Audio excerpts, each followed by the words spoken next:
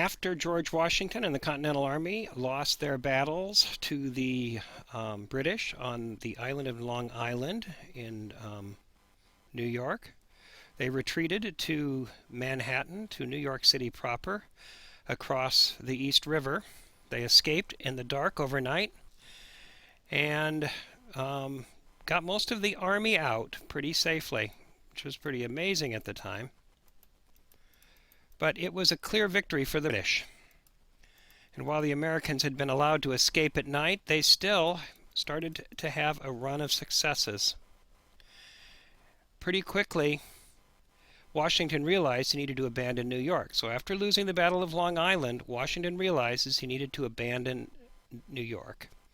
Continental Congress was opposed at first. George Washington sent them letters asking permission to do so.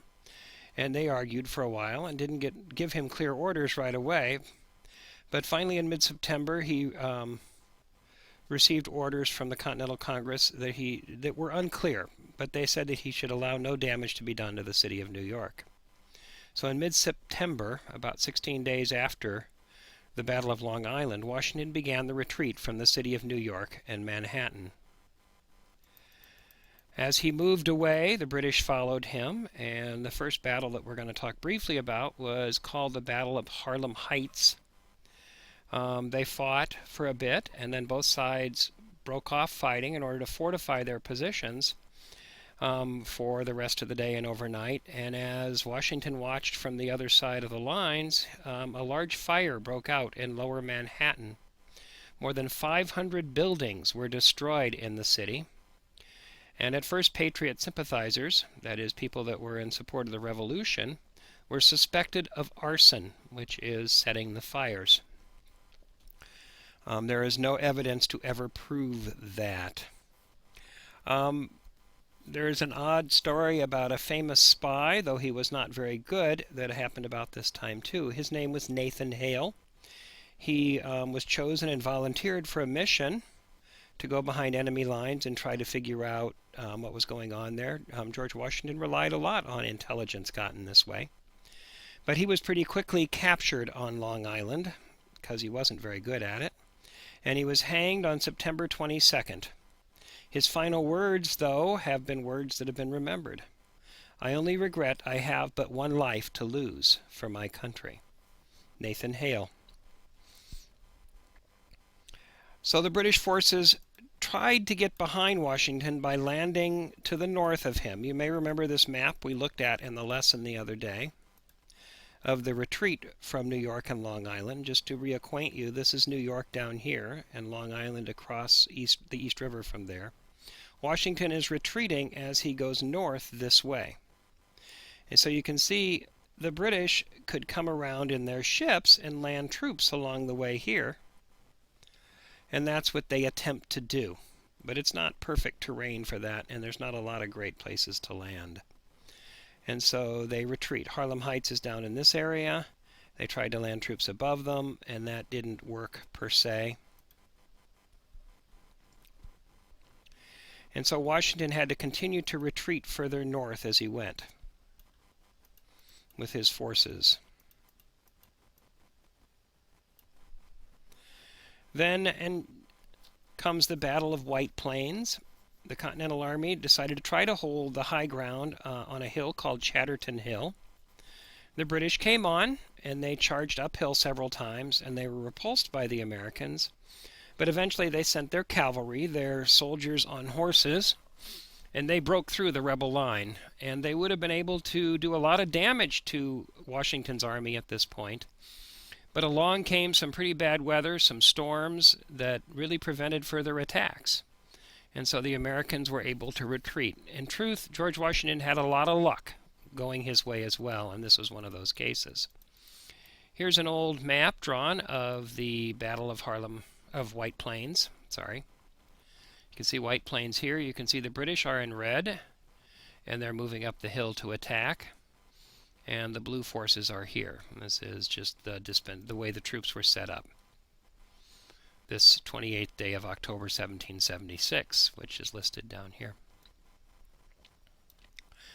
Now I'm going to talk about the battles of Forts Washington and Lee. One of them really is a battle and the other is not.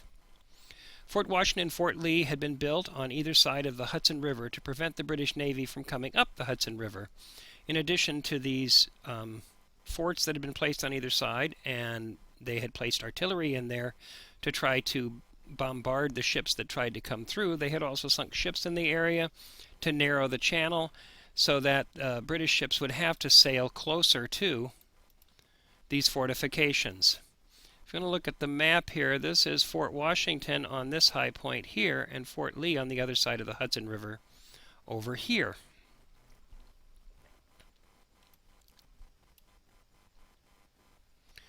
The British were under the command of General Howe through most of these engagements, and they attacked on November 16, 1776, so a little over 2 weeks after the Battle of White Plains. The Americans felt like they had defended the fort well, but they also felt like they could hold out in the fort, and so it's unclear how strong they felt like they were going to fight. For example, the southern and western sides of the fort fell relatively quickly, and the troops went right back to the fort as though this were some place to get away from the British and be safe. The northern attack was held off longer.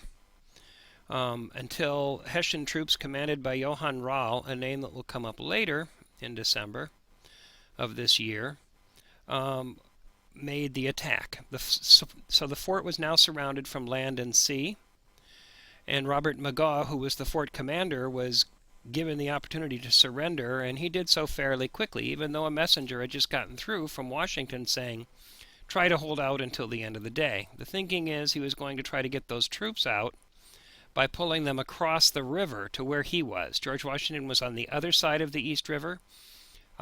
He was watching what was going on, probably was very distressed because he'd been assured that this fort could hold out no matter what. And otherwise he would not have left soldiers there. It would not have been his plan. But his general, Nathaniel Greene, had assured him that these troops would hold out. And he sent a messenger to help get those troops out. That messenger ultimately did escape. He was captured by the British. He escaped by jumping off the walls of the fort and somehow was not shot or bayoneted as he made his way to the shore and was able to get across to the other side. Unclear about how. The Hessians, who had been held off on the northern side, were pretty angry about their attack, about the damage that they had taken. And so the Americans in the fort did a lot to try to make them feel better or to be nice to them so that they did not take it out on them. And ultimately they were not allowed to do so by their commanders. The Hessians, the soldiers themselves, might have, but the commanders held them in check. Or so the story goes.